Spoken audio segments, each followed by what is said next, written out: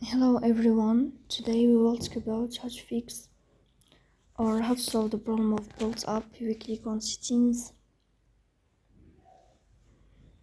In this list, if we click on apps, default apps, app settings.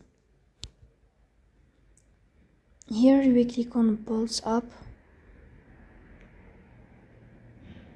In this page of app info, you will click on first stop and you will click OK. Here you will enter to storage. Then we click on clear cache. In the end, you will turn on your airplane mode and you will turn off your airplane mode again to fix that problem. So that's all. Don't forget to support us by like and subscribe. See you next time, and thank you for your watching and your attention.